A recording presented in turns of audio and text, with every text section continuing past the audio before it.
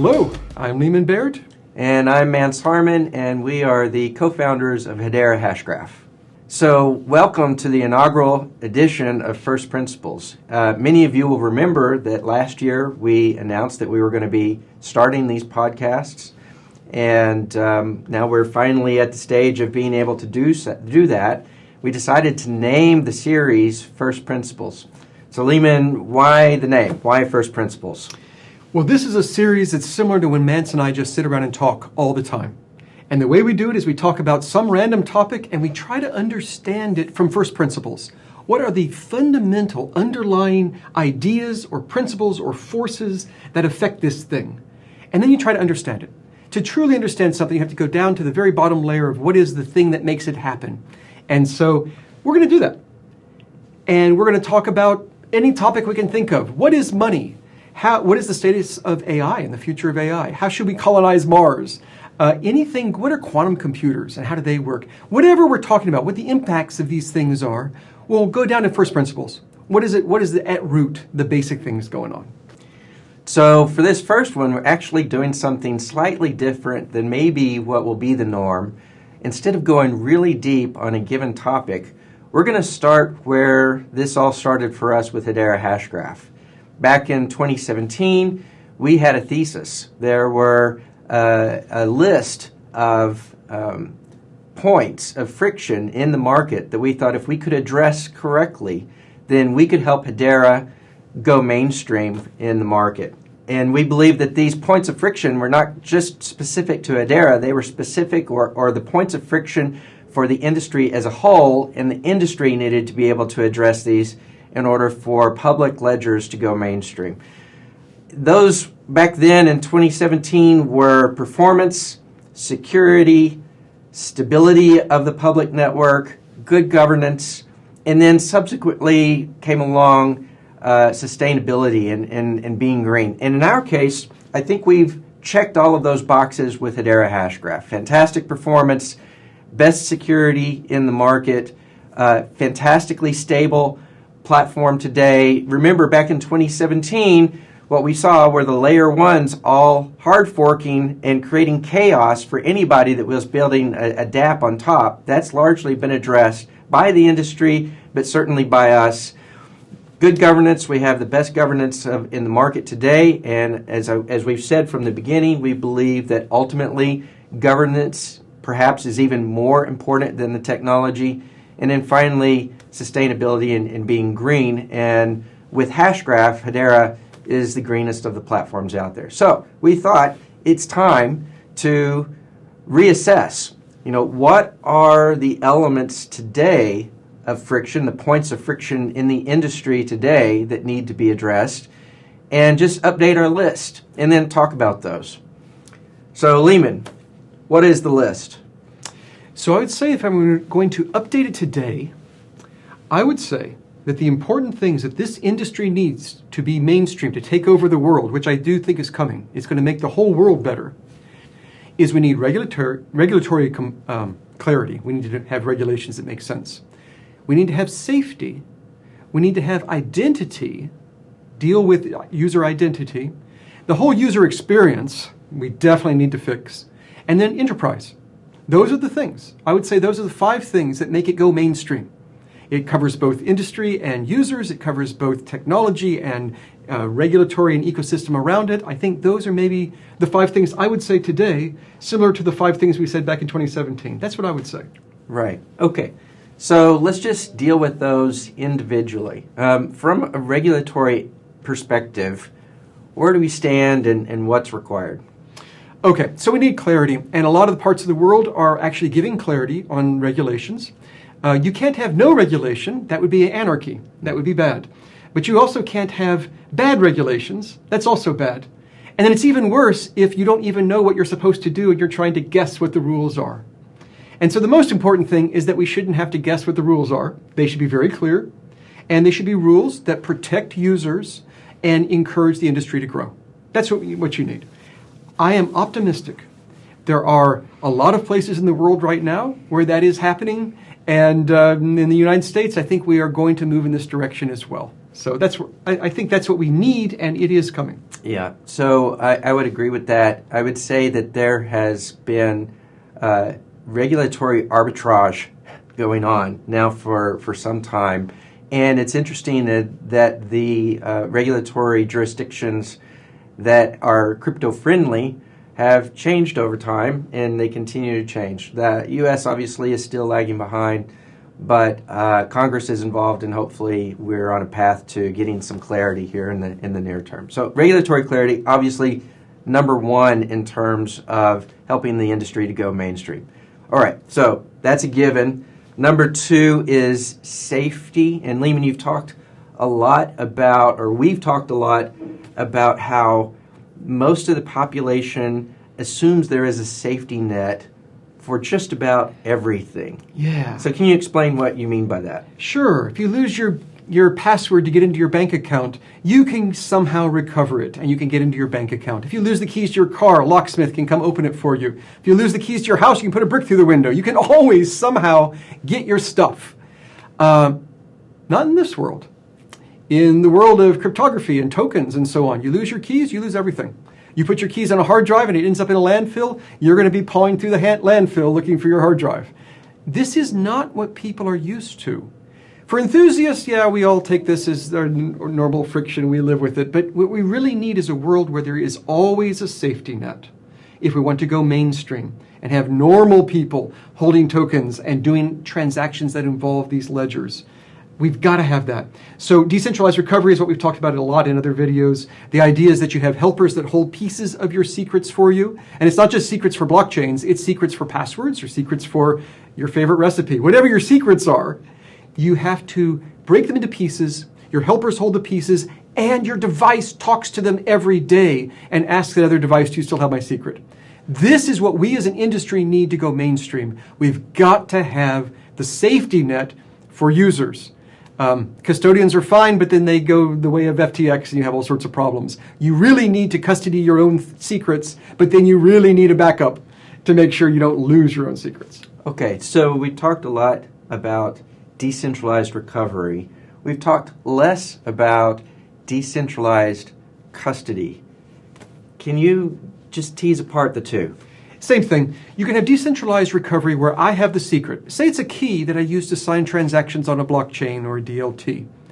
So then I have it. I can do my transactions. I can move tokens in and out of my account. Everything is good. If I lose my phone and I lose that key, then I have to go to the helpers to help me recover. That's decentralized recovery. And I don't have to go to every helper. I go to some fraction of them. You know, go to half the helpers and they help you recover. Decentralized custody is the exact same thing, except I erase the key myself. I don't even have it. Only my helpers have pieces of it. And any time I want to transfer something out of that account, I go to the helpers and they jointly do a conversation where they end up jointly creating a signature on that transaction. I never know the key. They don't even ever know the key.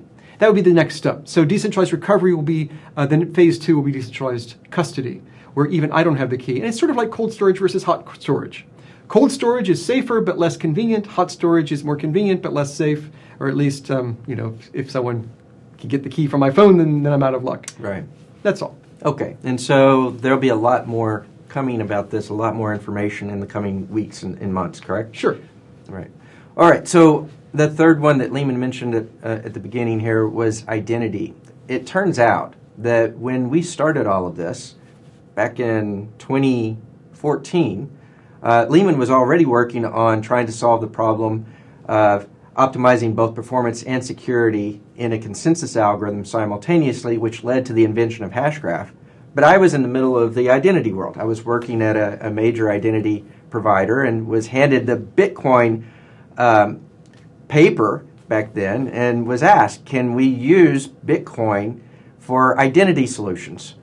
And the answer that we came to was no. It just wasn't performant enough, didn't make sense for a lot of reasons.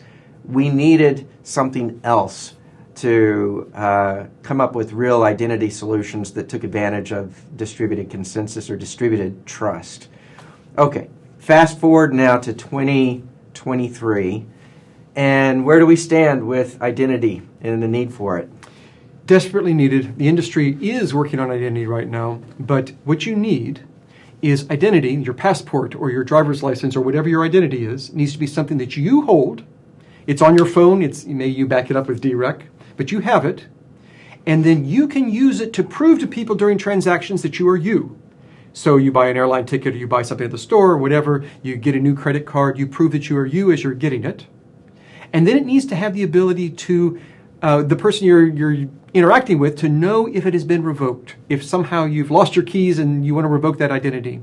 And so you use DLTs and blockchain, you have to have something on the ledger that's involved in the revocation process. But when you're not revoking, you're just ordinary talking to people, you should simply be able to have your phone talk to their phone or their server and do it. And it needs to be zero knowledge. You need to be able to prove to you that I'm over 21 without telling you my age or my birth date. I need to prove that I am a citizen of a certain country without giving you my social security number or whatever. I need to be able to give you just the information that you need, and I choose that. And so if my phone knows everything about me and has the secrets, it should be able to do a zero-knowledge proof conversation with you, which just lets you know things without telling you other things. Everybody agrees on all this. The big thing we really need is the standards. Everybody has come up with different standards, but we need to have one standard. And I think that it needs to grow out of actual use cases. Just making up a standard doesn't help because lots of people have made up a standard. We need to all converge on one. We as an industry desperately need this, and actually society as a whole, I think, desperately needs this. If I get pulled over for speeding, I give them a piece of plastic that's easy to fake. That's just crazy. It should all be very strong, and from my phone to the cop's phone and all that stuff. We need to get to a world where identity is better managed. Right, right. And I think the important point here is that we don't believe that we can just create standards and then have the world adopt the standards unless there is a major use case that gets wide adoption, and identity is a central component of that. And then whomever it is that is lucky enough to find that use case helps to create the standards de facto in some sense. I agree. Identity goes along for the ride. Yeah, I agree. And I think we're getting there. I think there's evidence that this is happening, but it's just something we desperately need. Yeah. Yeah. Okay, number 4. So user experience in the world of crypto is not good, and it needs to be good. Any thoughts there? Yeah, we have to admit our software, our wallets, our software that uses smart contracts in our industry as a whole is not really easy for the average person to use. We need to make them better and easier to use, and we also need to make it invisible anywhere we can make it invisible. So invisible means it's just built into something else. I'm playing a video game and I earn something or buy something in the game, you know, the magic sword or the super ray gun laser or whatever. If I'm getting an NFT from that, I shouldn't know that there's something called an NFT in the world. I shouldn't know that there's an account that I now have a key to. It should just all be invisible. And I should have it backed up with my helpers, and I shouldn't even know about that. It should just all be invisible. And maybe somewhere in the game there's a menu I drill down to and I can see what I have, and I can see my account number and all those things if I'm an expert. But if I'm not, it should just work. And then I just magically have the ability to take my asset and use it on another game. Or take my asset and sell it on an open market, and people pay me real money for it. And that money ultimately gets turned into fiat for me and put in my bank account, and I don't really have to know a lot. And my bank should have a banking app that just automatically handles tokens and crypto and all these things.